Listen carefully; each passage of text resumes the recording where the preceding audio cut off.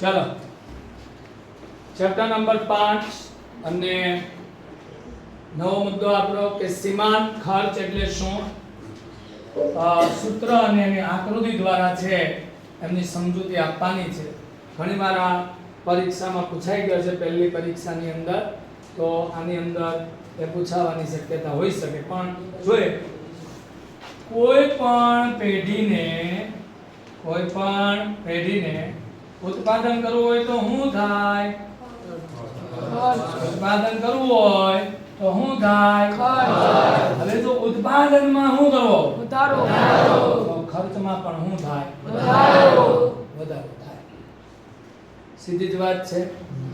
તો હવે અહીંયા સમજો, પહેલા હું એક સાદી ભાષામાં પછી લઉં. અહીંયા આ જે વ્યાખ્યા છે ને એ ઓલા ઉપરથી આપણે લેવાનું છે. પણ અહીંયા સમજો કે કુલ ઉત્પાદનમાં કેટલા એકમનો? એક એકમનો વધારો કરો. કર્યો? તો કુલ ખર્ચમાં જે વધારો થાય એ વધારાને સીમાંત ખર્ચ કહે છે. ચલો આના કરતા એક ટૂંકો રસ્તો તમને સૂત્ર પરથી આપણે બનાવીએ છીએ, ખબર છે ને? યાદ હોય તો માર્જિનલ કોસ્ટ એટલે સીમાંત ખર્ચ. યાદ છે? યાદ છે? માર્જિનલ કોસ્ટ બરાબર ડેલ્ટા ટોટલ પ્રોડક્શન આવશે. હું આપણે યાદ રાખી દો પણ ચલો સીમાંત પેલા સરેરાશ તમને કહું. એસી માં ટીસી ને ટીપી ને યાદ છે? તો આ જે સૂત્ર છે ને એમાં કંઈ કરવા નથી. એવરેજ નો એ આવે અને માર્જિનલ નો એ આવે. માર્જિનલ એટલે સીમાંત. માર્જિનલ એટલે સીમાંત. તો હા બાજુ મેં કયો શબ્દ અહીંયા મૂક્યો? ડેલ્ટા. ડેલ્ટા નો મતલબ શું થાય છે? ફેરફાર.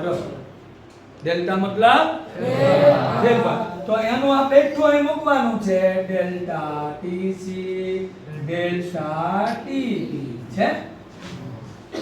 રેડી? આ સૂત્રમાં ખાલી કયો શબ્દ મૂકવાનો છે? ડેલ્ટા. થઈ ગયો? તો ચાલો હવે અહીંયા શું થયું? આનું સૂત્ર બનાવો ગુજરાતીમાં. સીમાંત ખર્ચ બરાબર ટોટલ કોસ્ટ એટલે કુલ ખર્ચમાં ફેરફાર છેદમાં કુલ ઉત્પાદનમાં ફેરફાર. સમજાય છે? ચલો અહીંયા કુલ ઉત્પાદનમાં એક એકમનો શું કર્યો? વધારો. કુલ ઉત્પાદન ઉપર છે તો અહીંયા બરાબર ઉપર કુલ ખર્ચ છે ને, ટોટલ કોસ્ટ. કુલ ખર્ચમાં કેટલો ફેરફાર થયો? 7. તો 7 ના છેદમાં 1 બરાબર 7 આવે. સીમાંત ખર્ચ 7 થયો. ચલો હવે એને ઓલામાં લઈ લઉં આ બાજુ, પછી તમને આગળ જાઉં છું. અહીંયા આટલું પૂરું કરીને પછી સૂત્ર પર લઈ જઈએ. એક વધારાનું એકમ ઉત્પન્ન કરવાથી, ચલો એક ઉત્પાદન કરતા હોય, વધારાનું એક બીજું ઉત્પાદન કરવું છે તો એક વધારાનું ઉત્પાદન કર્યું કે નહીં? તો વધારાના એક એકમના ઉત્પન્ન કરવાથી કુલ ખર્ચમાં થતો ફેરફાર. કુલ ખર્ચમાં કેટલો ફેરફાર થયો? 7. 7 છે ને, પહેલાનો 9 આવે, બીજાનો અહીં કેટલો આવશે? 7. સમજાય છે હવે? એટલે અહીંયાથી આટલું તમે યાદ રાખો. કુલ ઉત્પાદનમાં એક એકમનો વધારો કરતા કુલ ખર્ચમાં જે વધારો થાય એ વધારાને સીમાંત ખર્ચ કહેવાય. એમાંય નથી આપણે જોવો, હમણાં તમને આકૃતિમાંથી બતાવી દો, તમને ખ્યાલ આવશે અનુસૂચિ ઉપરથી, તો તમને વધારે સમજ પડશે. ચલો પહેલા આને પતાવી લઈએ, પછી આપણે સૂત્ર પર જઈએ, કારણ કે સૂત્રમાં પાછળનો ઉપયોગ આવશે.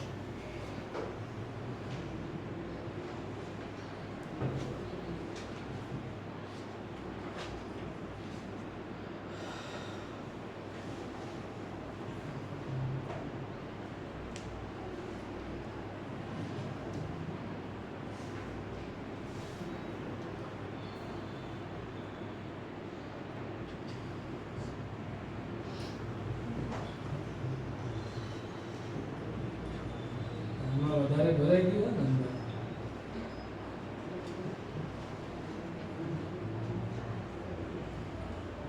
આવી ગયું.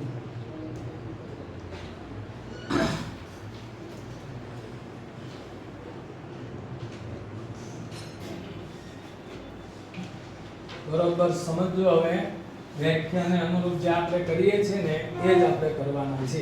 ચલો પહેલાનું આપણે એક મૂકી દીધું 9 નો પહેલાનું જે હોય ને મૂકી દેવાય. અહીં પહેલાના એકમમાંથી એક એકમ આટલો કાઢ્યો થયો કે નહીં તો એનો સીમાંકન 9 હતા. હવે સાંભળ, હવે એને એવું કીધું કે ઉત્પાદનમાં એક એકમનો વધારો કરતા ઉત્પાદનમાં એક એકમનો વધારો કરતા કુલ ખર્ચમાં જે ફેરફાર એટલે જે એકમમાં વધારો થયો કુલ ખર્ચમાં જે વધારો થયો કેટલાનો વધારો થયો 7. તો એ 7 છે ને એનો સીમાંકન. ચલો હજી એક ઉત્પાદનમાં એક એકમનો શું કરીએ તો કુલ ખર્ચમાં કેટલો ફેરફાર થયો 5 નો. તો એ વધારો થયો એ 5 નો. તો 5 એ શું થયો સીમાંકન ખર્ચ. હજી એકમમાં એક એકમનો શું કરશો વધારો. તો કુલ ખર્ચમાં કેટલો ફેરફાર થયો 7 નો. તો એ 7 એ સીમાંકન ખર્ચ બને. હજી એક એકમનો વધારો કરીએ તો 12. હજી એક એકમનો વધારો કરીએ તો 14 આવશે. અને હજી એક એકમનો વધારો કરીએ તો આજે આજ કઈ પાકું કરવાનું નથી. આ બે વચ્ચેનો શું છે આ તફાવત એ મૂકી દો. પહેલા બીજાનો બીજામાં, બીજા ત્રીજાનો ત્રીજામાં. રેડી? ચલો હવે યાદ રાખજો તમે. અહીંયા તમે જો ખાલી આના ઉપરથી આપણે થોડી વાત કરીએ કે શરૂઆતમાં 3 એકમ સુધી ઉત્પાદનમાં વધારો થયો. એટલો થયો 1 2 3 થયો. તો અહીંયા વધે છે આ તો ઠેઠ લગન વધે છે. પણ સીમાંકન ખર્ચ અહીંયા શરૂઆતમાં ઘટે છે. ત્રીજા બિંદુએ કયા બિંદુએ કેવો થયો ઓછામાં ઓછો લઘુત્તમ કહેવાય. શું કહેવાય? ઓછામાં ઓછો 5 થઈ ગયો. હવે 3 બિંદુ પછી જો ઉત્પાદનમાં શું કરવામાં આવે 3 એકમ પછી જો ઉત્પાદનમાં વધારો કરવામાં આવે તો સીમાંકન ખર્ચ વધતો જાય છે. આનું રીઝન કોઈ ખબર છે? આપણે અસ્થિર ખર્ચની વાત કરી હતી, યાદ હોય? યાદ છે? જેમ જેમ ઉત્પાદન વધારીએ એમ અસ્થિર ખર્ચમાં શું થાય છે વધારો થાય છે. યાદ છે? અસ્થિર ખર્ચ આપણે લીધો તો આ રીતે, યાદ છે? તો અસ્થિર ખર્ચ વધતો જાય છે.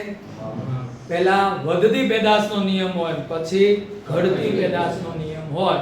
એટલે શરૂઆતમાં વધતા દરે વધે છે, પછી ઘટતા દરે વધે છે. યાદ કરો હે ને? આવી વાત આપણે અહીંયા લીધી હતી. એના કારણે સીમાંકન ખર્ચ છે કે નહીં હાલો એ પછી કેવો થતો જાય છે વધતો જાય છે. ચાલો હવે આપણે તેનું સૂત્ર છે, આપણી પાઠ્યપુસ્તક વાળું સૂત્ર છે એની વાત કરીએ. કોક બોલે છે બાળકો, બોલશો નહીં. ચાલો સૂત્ર શું છે? માર્જિનલ કોસ્ટ ઓફ m એટલે n એટલે એકમોની સંખ્યા છે. n એટલે એકમોની સંખ્યા. NCN બરાબર TCN માઈનસ TC કૌંસમાં n માઈનસ 1. આ સૂત્ર છે. પરીક્ષામાં પૂછાય સૂત્ર તો તમારે આટલું લખવાનું છે. રેડી? આ બાજુ n બરાબર એકમની સંખ્યા. રેડી? પછી MCN એટલે n એકમનો શું આવ્યો સીમાંકન ખર્ચ. માર્જિનલ કોસ્ટ આવી ગયો. TCN એટલે n એકમોનો કુલ ખર્ચ. TC એટલે ટોટલ કોસ્ટ. પછી TCN m એટલે n 1 છે એકમનો કુલ શું થયો ખર્ચ. હવે અહીંયા તમારે સમજજો, એને આપણે ઓલામાં મૂકીએ તો કેવી રીતે n બરાબર 3 નંબરનું એકમ એમાં હશે. તો પાછો 3 નંબર. ઉત્પાદન કેટલામાં એકમની વાત છે અહીંયા? 30. રેડી? તો 1 2 3 4 5 6 7 લખેલું છે અહીંયા. કુલ ઉત્પાદન 1 2 3 4 5 લખેલું છે. એકમોની સંખ્યા. રેડી? તો એમાં ત્રીજું એકમ લે 3 મૂકતા n બરાબર 3 મૂક્યા, n બરાબર 3 મૂક્યા. અહીંયા n 1 છે એટલે n બરાબર 3 1 થઈ ગયું. થઈ ગયો? હવે યાદ રાખજો TC3 એટલે 3 1 એટલે 2 થયા. 3 1 એટલે 2 થયા. આમ છૂટો થઈ ગયો. TC3 એટલે મૂકી દીધું બેઠું માઈનસ માઈનસ TC3 1 એટલે TC એટલે 2 આવ્યા. ચલો TC3 ત્રીજા એકમે કેટલો ખર્ચ થાય છે કુલ 21 અને TC2 ત્યાં કુલ ખર્ચ કેટલો થાય છે 16 તો MC3 બરાબર 21 - 16 બરાબર 5 આવી ગયા તો સીમાંત ખર્ચ ગોતવા માટે આટલી બધી વાર લાગી આપણે આખા કોઠાનું સીમાંત ખર્ચ હમણાં ગોતીએ હમણાં તમને હું કહું બતાવું તમે જુઓ ત્રીજો એકમ હતો અને બીજા એકમનું એને એવું કીધું કે ન કીધું આપણે સીધું કીધું આ બે વચ્ચેનો જે તફાવત હોય કે નહીં હેલો આ બે વચ્ચેનો તફાવત છે આપણે અહીં મૂકવાનો છે હે તો અહીંયા આ બે વચ્ચેનો તફાવત કેટલો હતો 5 સીધું મૂક્યા થાય કે નહીં પણ કેવી રીતે આપને ખબર હોવી જોઈએ કે કુલ ઉત્પાદનમાં 1 એકમનો વધારો કરવામાં આવે તો કુલ ખર્ચમાં જે વધારો થાય એ વધારાને શું કહેવાય સીમાંત ખર્ચ કહેવાય રેડી તો આટલું સરસ રીતે યાદ રહી જાય એવી વસ્તુ છે ચલ આ બાજુ જો હવે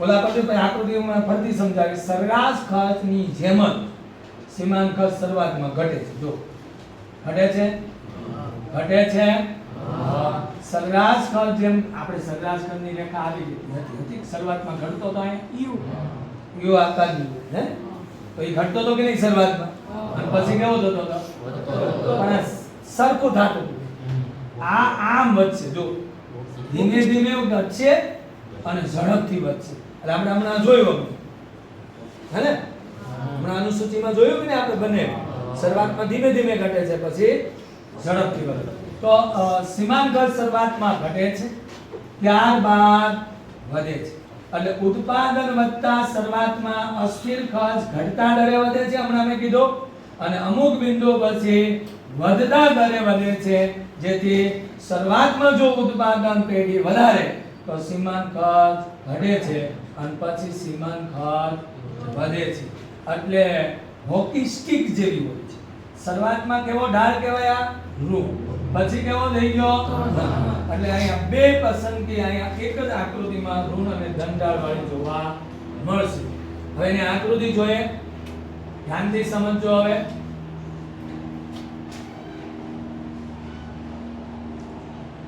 ચલો અહીંયા OX ધરી પર શું છે એકમમાં સીમાંત ખર્ચ રૂપિયા ચલો પહેલા એકમે કેટલો હતો 9 અહીંયા વચ્ચે આવશે 8 અને 10 9 8 9 ની 8 અને 10 ની વચ્ચે 9 બીજા એકમે 7 અહીંયા આવશે ત્રીજા એકમે 5 એટલે અહીંયા વચ્ચે આવશે ને ત્રીજા એકમે 5 છે ને અહીંયા આવશે ચોથા એકમે 7 આવશે રેડી પાંચમા એકમે વધી ગયો 12 થઈ ગયો પછી છઠ્ઠા એકમે 14 રેડી તો અહીંયા તમે જો કે જેમ જેમ ખર્ચ ઉત્પાદન જેમ જેમ હું કરતા જાય તો શરૂઆતમાં અહીંયા ઘટ્યું ત્રીજા એકમ આને તમે A B અને C એવું તમે આપી શકો તો C બિંદુ સુધી ઉત્પાદનના ત્રીજા એકમે દેખાય છે અને આમ C બિંદુ સુધી સીમાંત ખર્ચમાં શું થાય છે ઘટાડો પછી એનો ખર્ચ છે કે નહીં હાલો કેવો થતો જાય છે વધતો જો તો આને શું કહેવાય માર્જિનલ કોસ્ટ કર્વ સીમાંત ખર્ચની રેખા રેડી સીમાંત ખર્ચની રેખા તો કહેવાનો મતલબ શું છે હવે અહીંથી જો કે જેમ જેમ પેઢી ઉત્પાદનમાં શું કરતા જાય વધારો કરતા જાય તો શરૂઆત છે ને અહીંથી એટલી શરૂઆતમાં ખર્ચ ઘટે એટલે ઋણઢાળ થઈ ગયો હવે પછી જો પેઢી ઉત્પાદનમાં શું કરે પેઢી ઉત્પાદનમાં શું કરે વધારો ખર્ચ વધે છે જો તો સી પછી ડી જેમ જેમ આગળ હવે પેઢી ઉત્પાદનમાં શું કરતો જશે વધારો એમ એનો સીમાંત ખર્ચ કેવો થતો જાય છે વધતો તો શરૂઆતમાં ઋણ ઢાળ દેખાણો આ ઢાળ કેવો થયો ધન ઢાળ થઈ ગયો આ રીતે તમારે સમજૂતી આ રીતે જ લખવાની છે, જે રીતે હું બોલ્યો એવી રીતે જ લખવાની છે, બીજું કંઈ છે એમાં નથી. સમજાઈ ગયું? આ થયો આપણો સીમાંત ખર્ચનો ટોપિક. એટલે કે અહીંયા આપણે ખર્ચની બાબતમાં ટોપિક પૂરા થઈ ગયા. હવે આવકની બાબતમાં ટોપિકો સોરી હજી એક આઈએમપી સવાલ બાકી છે. આગળના વિડીયોમાં છે આપણે એમને બનાવવાના છે સરેરાશ ખર્ચ અને સીમાંત ખર્ચ વચ્ચેનો આંતર સંબંધ. રેડી? તો આ રીતે જરૂર સબસ્ક્રાઇબ કરજો ને સારું લાગે બીજાને મોકલજો. આભાર. જય હિન્દ, જય ભારત.